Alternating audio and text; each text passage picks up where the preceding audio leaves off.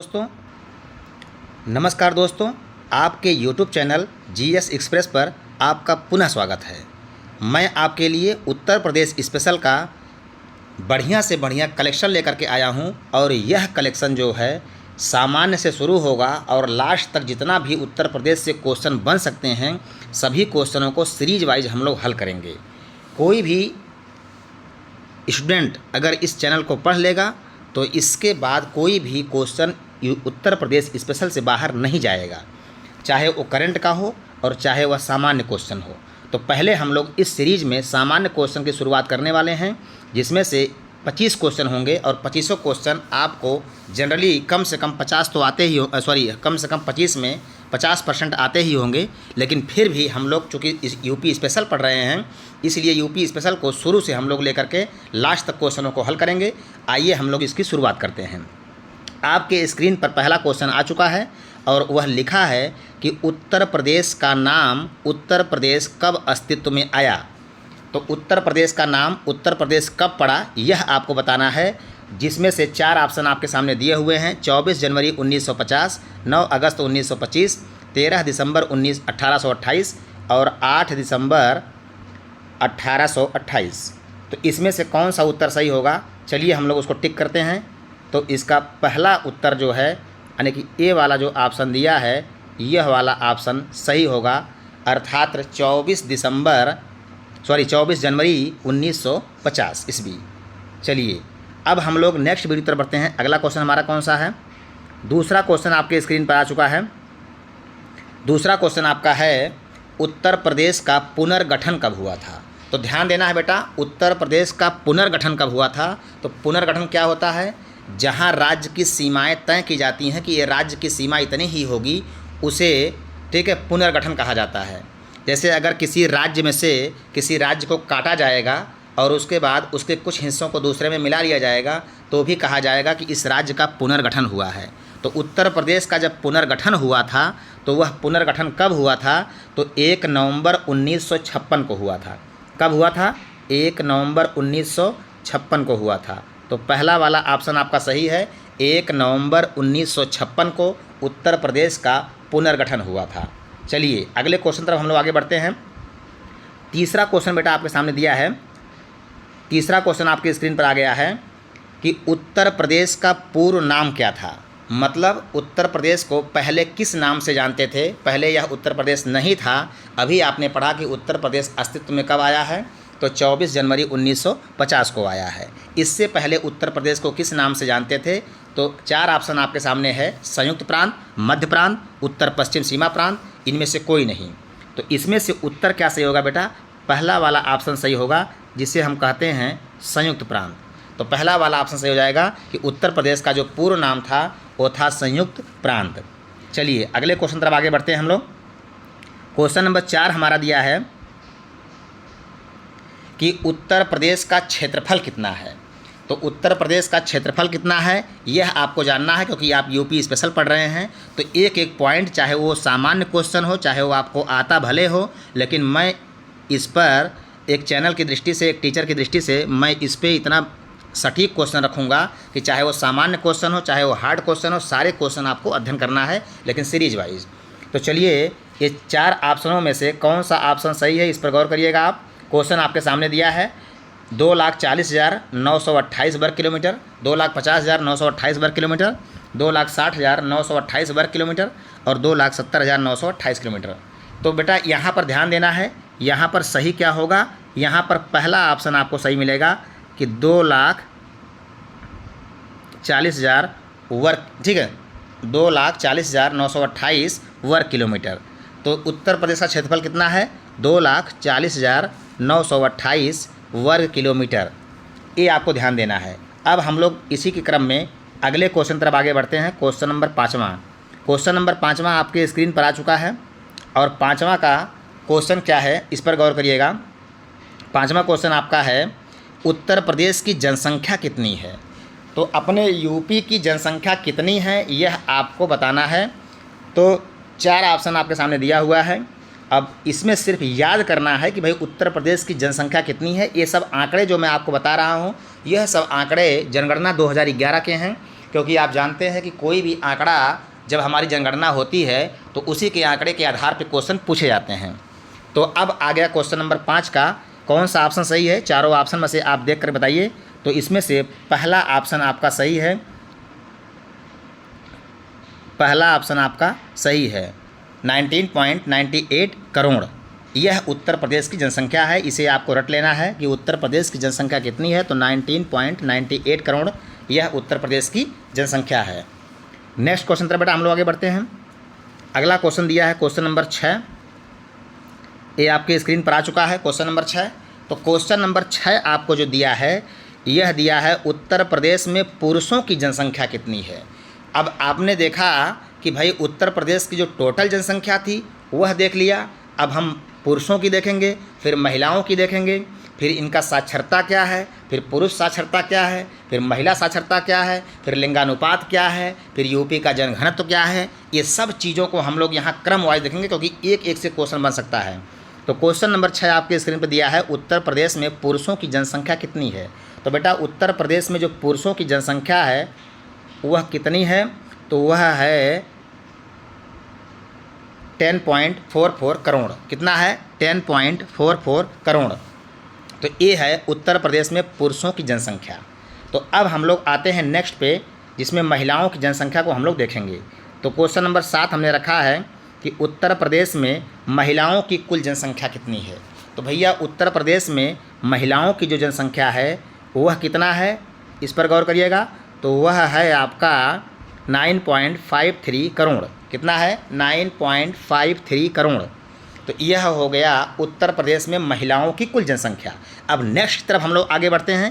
चलिए शुरू करते हैं क्वेश्चन नंबर 8। क्वेश्चन नंबर 8 आपके स्क्रीन पर आ चुका है। अब क्वेश्चन नंबर 8 को हम लोग ध्यान से देखेंगे कि उत्तर प्रदेश का जनघनत्व कितना है। सबसे पहले आप ये जान लें कि जनघनत्व होता क्या है। जनघनत्व बेटा होता है कि एक वर्ग किलोमीटर में कितने लोग निवास करते हैं, मतलब 1 किलोमीटर लंबा और 1 किलोमीटर चौड़ा जो इसका एरिया होगा, इस एरिया में कितने लोग रहते हैं उत्तर प्रदेश में, यह दर्शाता है जनघनत्व को। तो अब पूछ रहा है कि उत्तर प्रदेश का जनसंख्या घनत्व कितना है या जनघनत्व कितना है।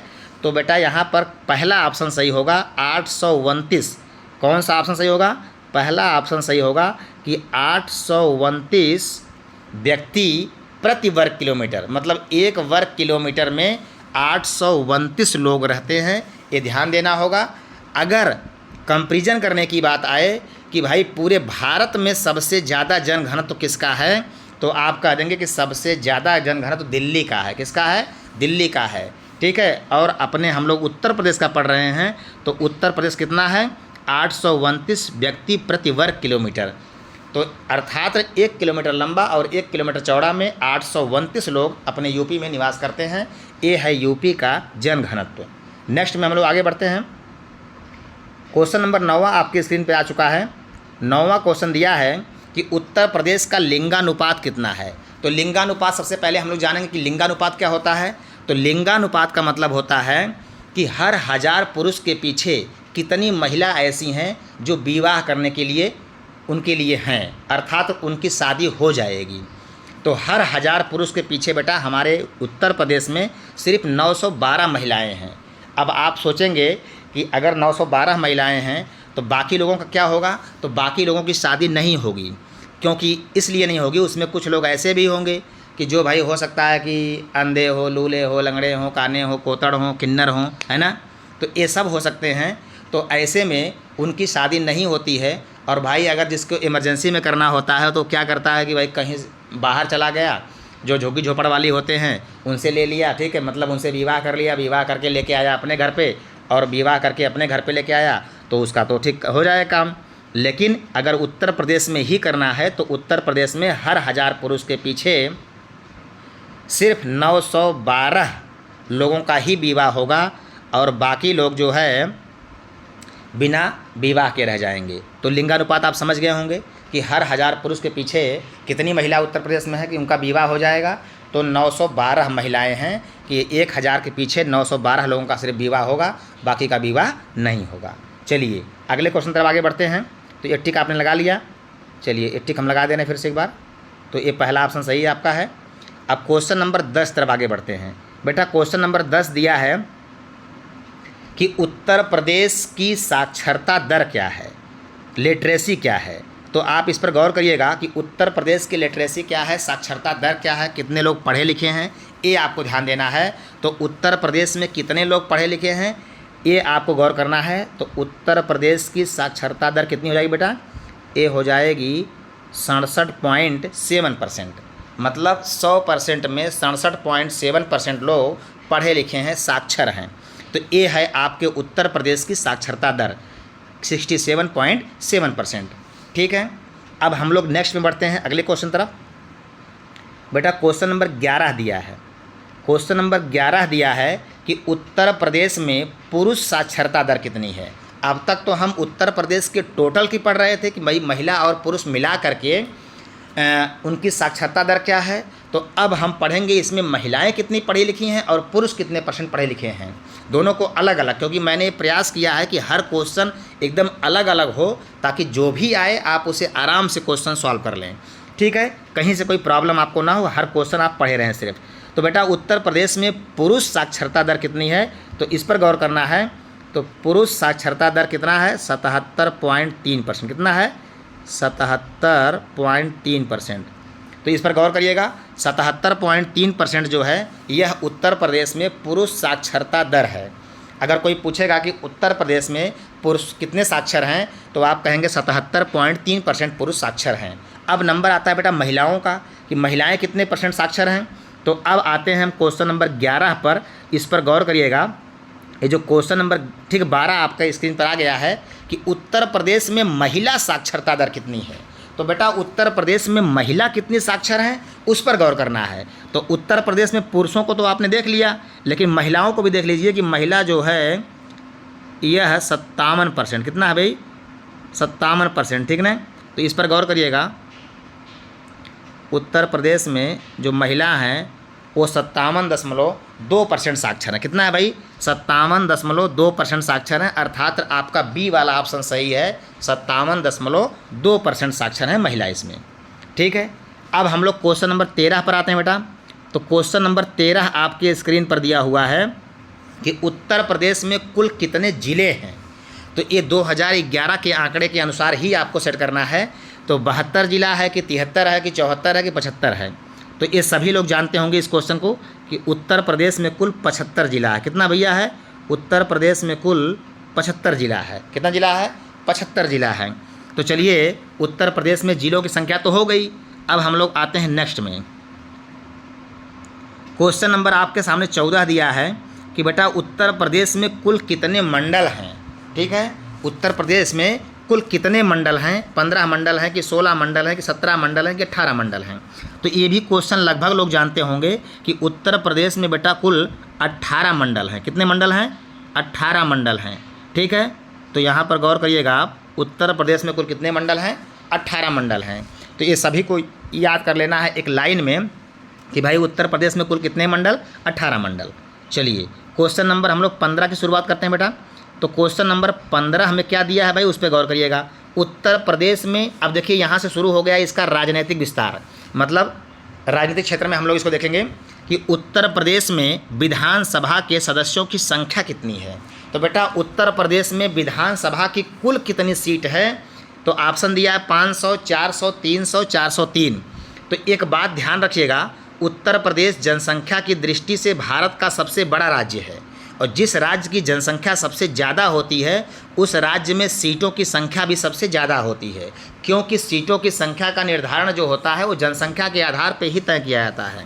तो जब सबसे बड़ा जो है जनसंख्या वाला राज्य है भारत का, तो निश्चित रूप से यूपी के विधानसभा में सदस्यों की संख्या भी सबसे ज़्यादा होगी। तो बेटा होगी कितना, तो ये आपको याद रख लेना है कि 403 होती है। कितनी होती है, 403। तो उत्तर प्रदेश में विधानसभा के सदस्य, विधानसभा का मतलब विधायक लोग, ठीक कितने हैं, 403 हैं। तो ये विधानसभा में कितने विधायक हैं, 403 हैं। ठीक है, अब हम लोग आते हैं नेक्स्ट पर। अब बेटा क्वेश्चन नंबर 16 आ गया। क्वेश्चन नंबर 16 दिया है उत्तर प्रदेश में विधान परिषद के सदस्यों की संख्या कितनी है। तो आप जानते हैं कि उत्तर प्रदेश का जो विधानमंडल है वह द्विसदनात्मक है। द्विसदनात्मक, ठीक है, द्विसदनात्मक का मतलब होता है कि उसमें 2 सदन हैं, एक विधानसभा है और दूसरा विधान परिषद है।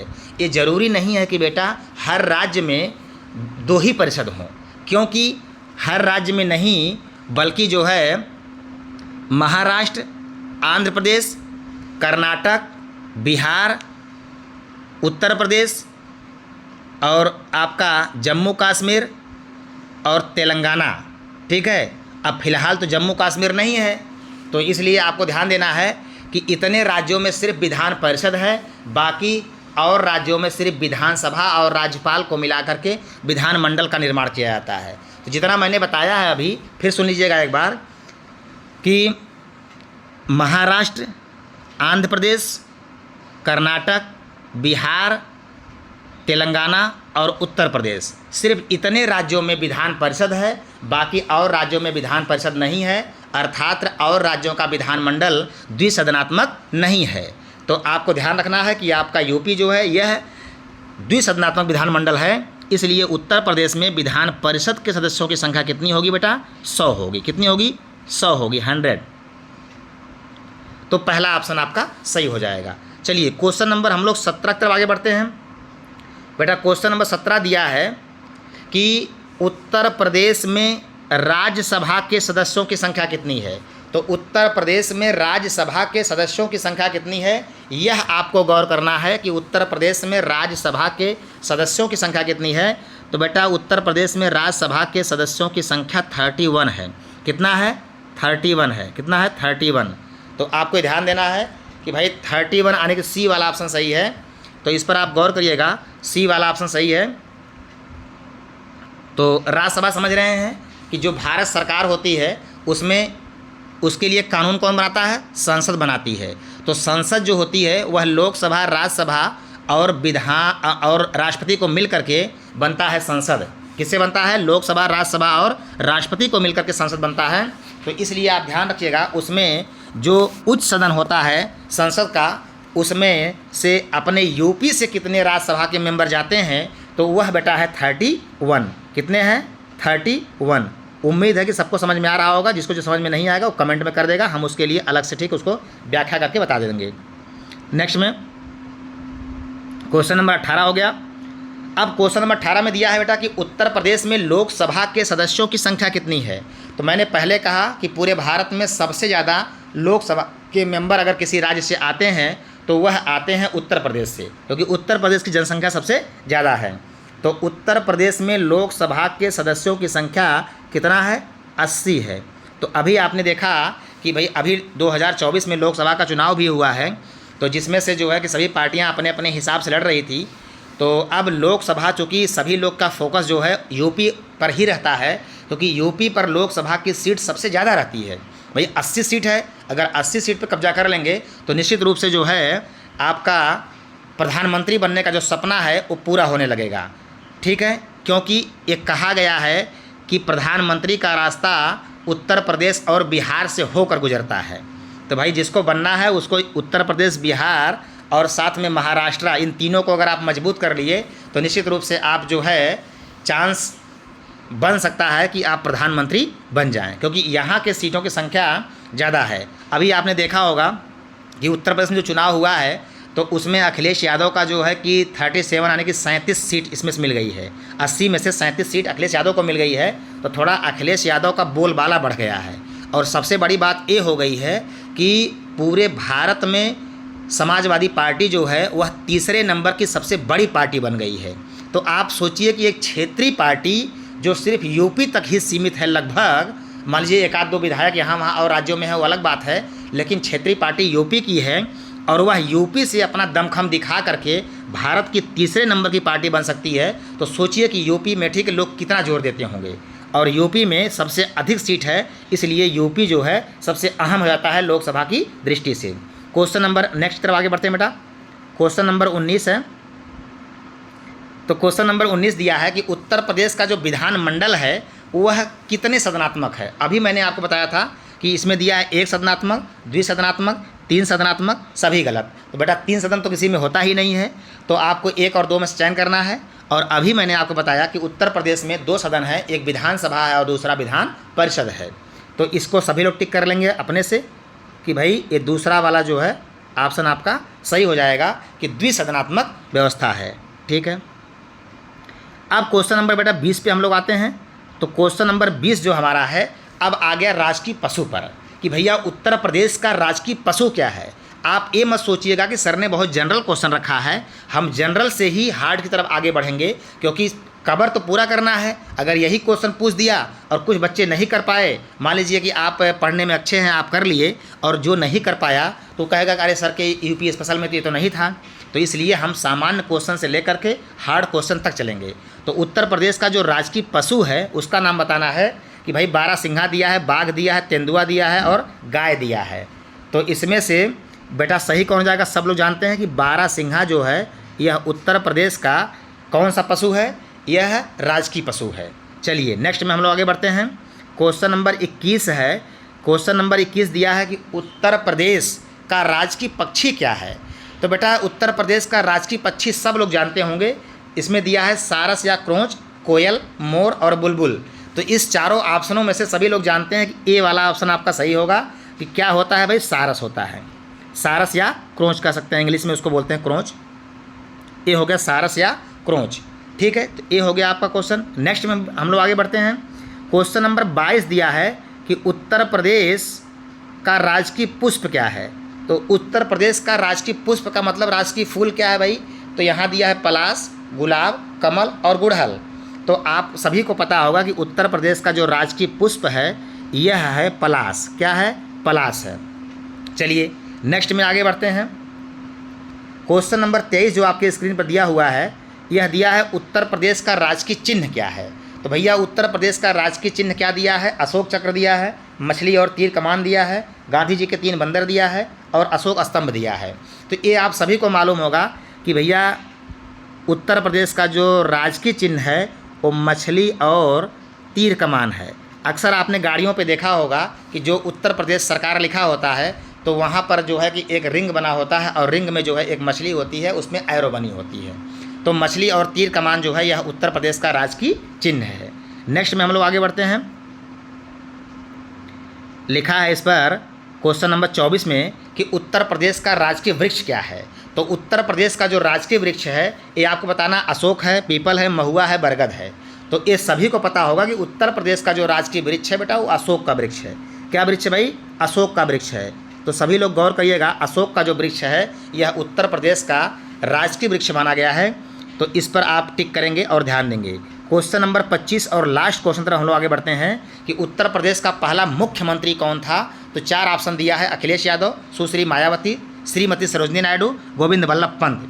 तो आप सभी लोग जानते हैं कि 25 का उत्तर डी सही होगा। क्या सही होगा? डी। तो गोविंद बल्लभ पंत यह सही होगा।